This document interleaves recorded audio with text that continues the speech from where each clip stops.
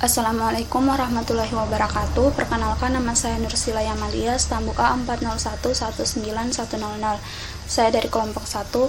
Di sini saya akan menjelaskan materi tentang pengertian model pembelajaran Student Teams Effacement Division. Student Team Effacement Division atau STAD adalah salah satu tipe pembelajaran kooperatif yang paling sederhana. Siswa ditempatkan dalam tim belajar beranggotakan 4 orang yang merupakan campuran menurut tingkat kinerjanya, jenis kelamin, dan suku. Guru menyajikan pelajaran, kemudian siswa bekerja dalam tim. Untuk memastikan bahwa seluruh anggota tim telah menguasai pelajaran tersebut, akhirnya seluruh siswa dikenai kuis tentang materi itu, dengan catatan saat kuis mereka tidak boleh saling membantu. Model pembelajaran kooperatif tipe STAD merupakan pendekatan kooperatif learning yang menekankan pada aktivitas dan interaksi di antara siswa untuk saling memotivasi dan saling membantu dalam menguasai materi pelajaran guna mencapai prestasi yang maksimal. Baiklah, untuk materi selanjutnya mengenai langkah-langkah penerapan pembelajaran komparatif tipe STAD. Jadi langkah-langkahnya itu yang pertama, guru menyampaikan materi pembelajaran atau permasalahan kepada siswa sesuai kompetensi dasar yang akan dicapai. Yang kedua, guru memberikan tes atau kuis kepada setiap siswa secara individual sehingga akan diperoleh skor awal.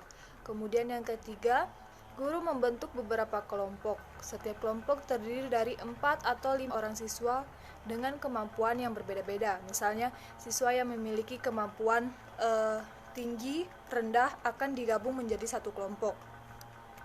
Kemudian, yang keempat, bahan materi yang telah dipersiapkan didiskusikan dalam kelompok untuk mencapai kompetensi dasar. Pembelajaran komparatif tipe STAD biasanya digunakan untuk penguatan pemahaman materi.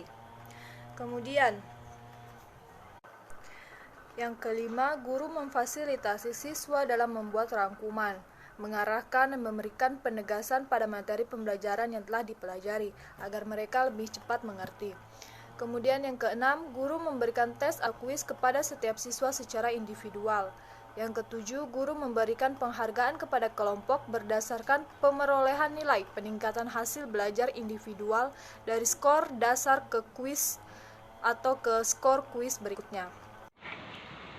Kelebihan model pembelajaran tipe STAD yang pertama yaitu siswa bekerja sama dalam mencapai tujuan dengan menjunjung tinggi norma-norma kelompok. Kedua, siswa aktif membantu dan memotivasi semangat untuk hasil bersama. Ketiga, aktif berperan sebagai tutur sebaya untuk lebih meningkatkan keberhasilan kelompok. Keempat, interaksi antar sesama siswa saling dan peningkatan kemampuan mereka dalam berpendapat. Kelima, meningkatkan kecakapan individu. Keenam, meningkatkan kecakapan kelompok. Ketujuh, tidak bersifat kompetitif. Selanjutnya yaitu kekurangan metode pembelajaran STAD antara lain: 1. Kontribusi dari siswa berprestasi rendah menjadi kurang.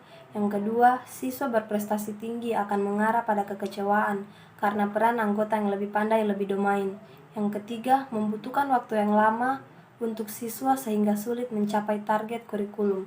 Yang keempat, membutuhkan waktu yang lebih lama untuk guru sehingga pada umumnya guru tidak mau menggunakan pembelajaran kooperatif. Yang terakhir yaitu menuntut sifat tertentu dari siswa, misalnya sifat suka bekerja sama. Di sini saya akan menjelaskan tentang pengertian model pembelajaran tipe problem posing. Model pembelajaran pengajuan masalah atau problem posing merupakan metode pembelajaran dengan tujuan mengaktifkan siswa agar berpikir kritis dengan cara memancing siswa untuk menemukan masalah berdasarkan topik yang diberikan, sehingga menantang dan memotivasi siswa untuk menyelesaikannya. Model pembelajaran problem posing memiliki beberapa pengertian, yaitu yang pertama, perumusan ulang masalah yang telah diberikan dengan beberapa cara dalam rangka menyelesaikan masalah yang rumit. Yang kedua, perumusan masalah yang berkaitan dengan syarat-syarat pada masalah yang dipecahkan dalam rangka mencari alternatif penyelesaian masalah yang relevan. Yang ketiga, merumuskan atau mengajukan masalah dari situasi yang diberikan, baik sebelum, pada saat, atau setelah penyelesaian. Prinsip dan langkah model pembelajaran problem posing. Prinsip-prinsip problem posing. Dalam rangka pengembangan model pembelajaran problem posing, maka dalam pembelajaran diterapkan prinsip-prinsip dasar sebagai berikut. Yang pertama, pengajuan soal harus berhubungan dengan aktivitas siswa di dalam kelas. Yang kedua, pengajuan soal harus berhubungan dengan pemecahan masalah siswa. Dan yang ketiga, pengajuan soal dapat dihasilkan dari permasalahan yang ada dalam buku teks, tetapi masih berkaitan dengan materi pembelajaran. Model pembelajaran problem passing. Yang pertama, guru menyampaikan materi secara garis besar menggunakan alat peraga.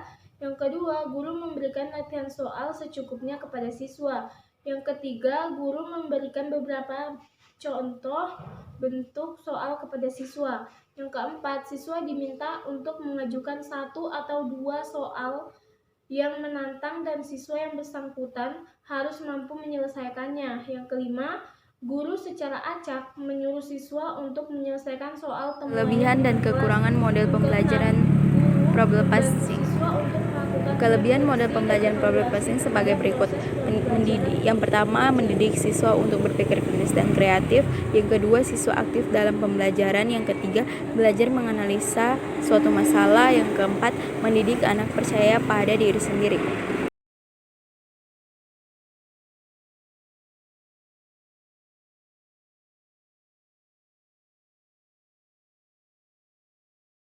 Kekurangan dari model problem posing antara lain sebagai berikut.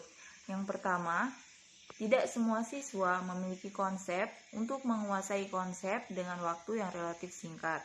Yang kedua, pertanyaan yang dibuat siswa tidak semuanya bersifat menantang. Yang ketiga, membutuhkan waktu yang relatif lama. Dan yang keempat, tidak semua siswa terampil dalam bertanya.